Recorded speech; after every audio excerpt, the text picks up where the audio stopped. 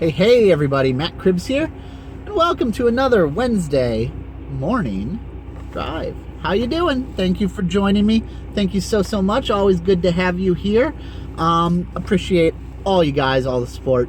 Thumbs up, likes, don't forget to leave them. Don't forget to subscribe and tell all your friends. But anyway, don't have any specific topic today that I want to cover in detail, but there's a lot of little things I've been building up. Number one, have some more vanilla Minecraft out. Had a lot of fun building the roof there and doing the time-lapse, playing with replay mod. It's a lot of fun, a lot of good stuff.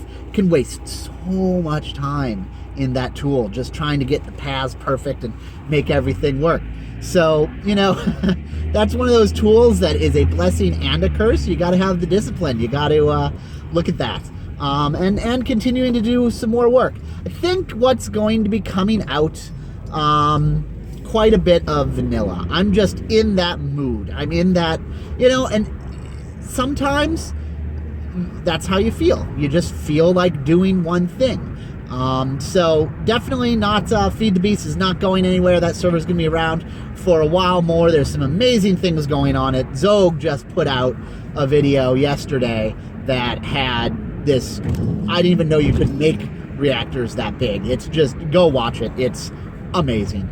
I actually haven't watched it yet. I just saw the thumbnail and pooped my pants and was like, oh my gosh, this is incredible. So I'll watch it too, and don't you guys forget to. So yeah, just think Vanilla's gonna be what I'm playing. That's what I'm in the mood for. Feed the Beast is not going anywhere. Ark, let me know. If you'd like to see me play some Ark, you know, let me know in the comments. I'm not feeling it. I'll be honest, I'm not feeling it. It's not engaging me much at all. It's a cool game. I don't have anything wrong with it. It's just not, something's missing. Something's not fitting. So, yeah, that's where it is. I'll give it another go if you guys really want me to, but right now, just not working. So, not really planning on doing much more in that series at this point. So yeah, that's that. Other things are going on. Yes, I am still working very hard. Got home so late last night. But, you know, that's how it goes. Should be having a new website for the place I work up this week. Tomorrow night, actually. Whoa, hey, I slipped, and you guys can only see the top of my head. I didn't notice that. Let me see if I can fix it. Hey there, guys. Sorry about that. The phone had slipped in the mount, and you could only see my head or the top of it. It's still not aligned quite right, but I can't do that. I can stand over here, but that's awkward. Yeah, I fixed it and ended up turning off the phone in the process. If you know any good mounts that can hold, I'm using a Galaxy Note 5 Samsung. Hold it probably in a CD mount, I think, or maybe one of those beanbag style mounts. You know what? I'm going to do some shopping, and I'm going to look for that, because this is just not, this is ridiculous. So, yeah, I'll be looking for one of those. But if you do have recommendations, leave them down in the comments. Where was I? Yep, work's still going. Should have something up. Other things. My oldest Spawn, my oldest boy, is sick today. He had to stay home from school. Just gross, coughing, phlegmy grossness. No fever, which is good, but still not something you want to do. Definitely do not want to put him in contact with other people when he's sick, so that they don't catch it. And just something on that point. If you are one of those people who is like, I'm sick, but I'm going to tough it out and go to school or work, you're wrong. Don't be that person. If you are sick, especially if you are just starting to feel a little bit sick, usually for most of the colds and things that are out there, that's when you're the most contagious. That's when you're going to spread it at the beginning. So if you start feeling bad, don't go in. You will do everyone else a favor. Going in and toughing it out and trying to do that is not, you're not being a hero. You're not doing anything good. You're making it worse for everyone because you're spreading your disease around. So I'm a strong believer in that. Don't go. Don't go. If you're not feeling good, don't go. Public service announcement number 12 out of the way. The other thing that I've been doing a lot of, I've been busy getting a lot of stuff going on. Did some updates to the website. We have some new members. Check them out. They're all awesome. Everyone's down here in the description. I updated my description there. I updated my Twitter. I updated my YouTube follow feeds on that side of the screen. If you're watching this on my page, actually that's probably only on the home page where you wouldn't be watching this unless it's in the preview. Yeah, something like that. So, getting all those updates good to go.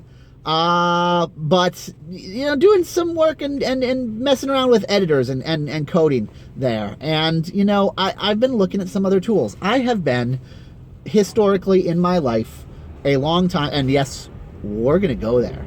We're going to go here right now.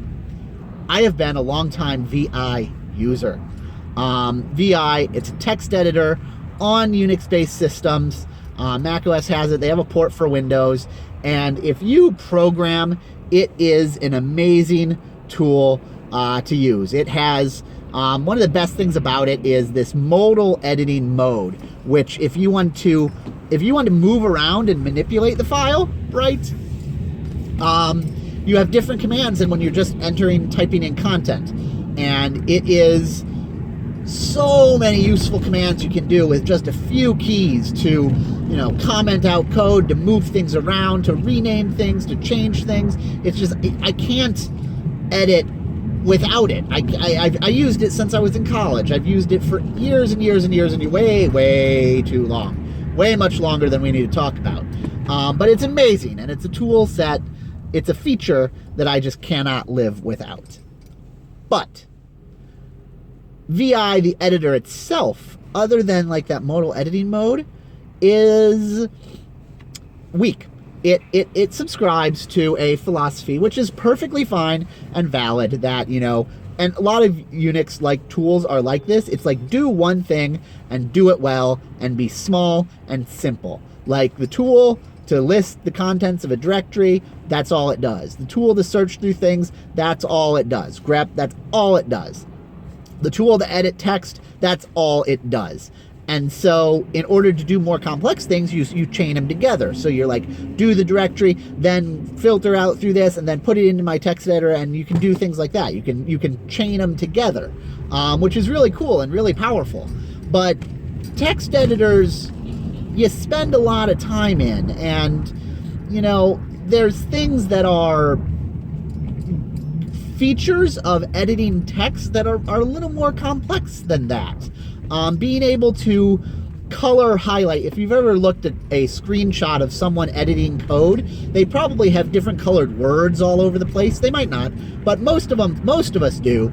That's color highlighting for different sections, so that we know, well, this is a variable, this is a function, this is what they are, and it's extremely useful to find your way around.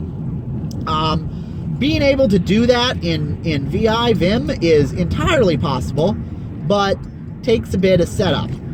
Being able to list the contents of your project that you're working on and quickly jump between files. Yes, you don't have to have that in your editor, but you do it so much, having it right there is really something that people have gotten used to.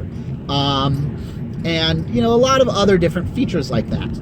And a lot of my friends and coworkers use like Sublime Text on Mac. I don't know if that's cross-platform, or they use, there's all sorts of different editors out there, but none of them have a good VI mode. They have VI modes, but they're not good. And if you use VI really at all, it's like, it's not right.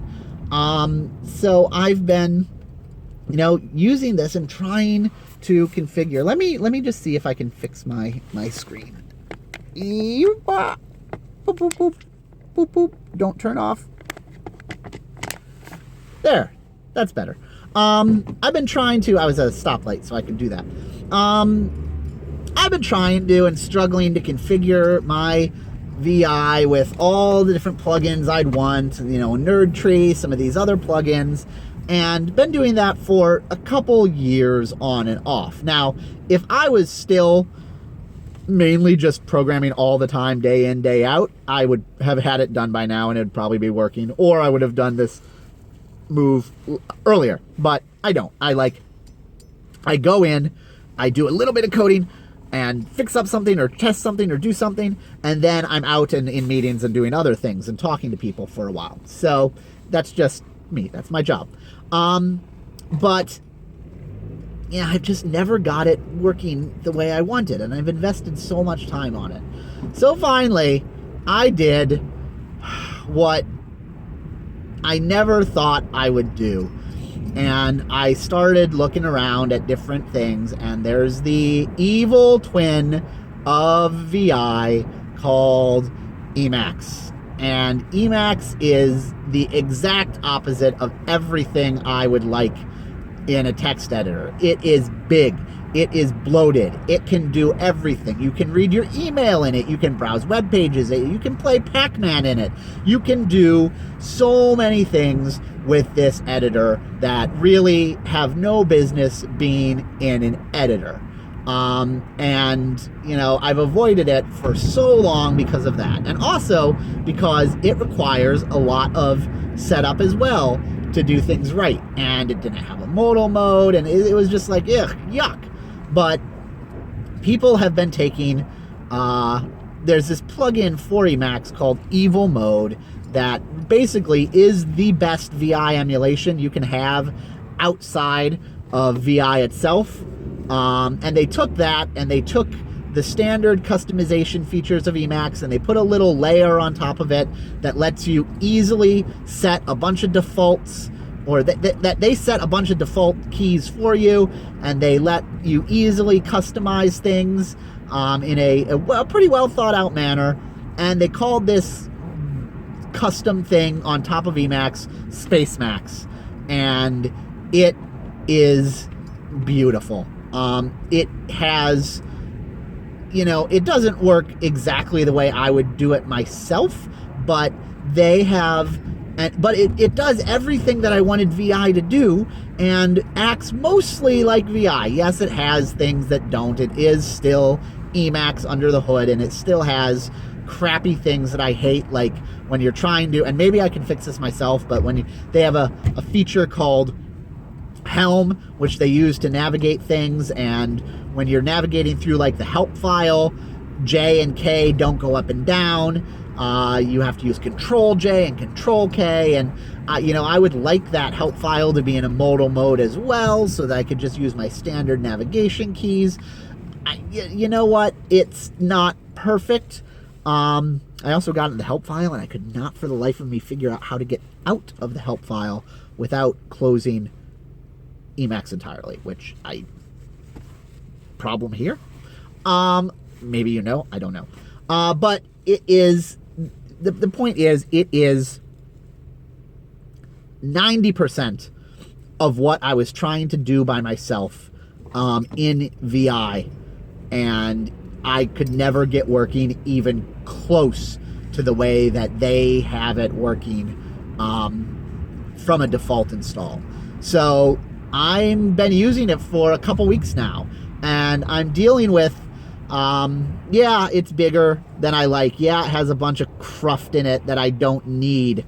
But, you know, modern computers are so powerful and resources are so not scarce nowadays that it's kind of okay to be like that. Like, it's not really slowing down my system or having any problems like that. So, yeah, it's gotten me there, and I never thought this day would come, but it seems like I don't use VI as a default anymore. I use Emacs, and that makes me feel all funny inside and weird. And probably only other programmers are going to care at all about this conversation, but that's where it is. And actually, that's not true. There is one thing that is really, I don't know, I think it's a separate thing, right? So, like, sometimes you just want to go into a file and change, like, one character and then get out of it. And this Emacs Spacemax thing has about a 2-second startup time, which isn't too bad, but when you're just trying to change one character, 2 seconds is way too long.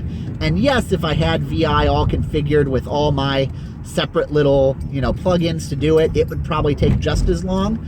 So I think what I got basically is for my real text editing, I'm using the Spacemax, but when you just want to do a little one-off change, VI, change the word, done, and you're out. And I think that works well because it's all one set of these modal editing commands. So thank you, Evil Mode. Thank you, Spacemax maintainers. You've created something quite nice that I like. So, really, on that note, that's really all I had to talk about today. Let me know what you want to see. If you're sad that I'm not only, but primarily going to be doing a lot of vanilla stuff. Maybe I'll try to get fired up by something else. Let me know any other topics you'd like to talk about on Wednesdays, because I'm really just talking about whatever I'm doing. But I would love to be able to cover things in detail. I have whatever. Give me some ideas if you'd like to cover it, or if you'd like to know my opinion of something, or like to know anything about it. And I guess until next time, as soon as I round this corner, there we go. I'll see you later. Bye.